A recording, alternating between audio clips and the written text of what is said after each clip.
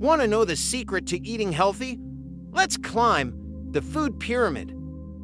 At the bottom, we have grains like bread, rice, and pasta. These give us energy for the day. Next up, fruits and vegetables. They're packed with vitamins to keep us strong and healthy. Above that, dairy, milk, cheese, and yogurt help our bones grow strong. Then proteins, meat, fish, and beans build strong muscles. And at the very top, sweets and fats, tasty, but just a little. Eat more from the bottom, less from the top, and you'll be healthy and full of energy. The Food Pyramid, your guide to healthy eating.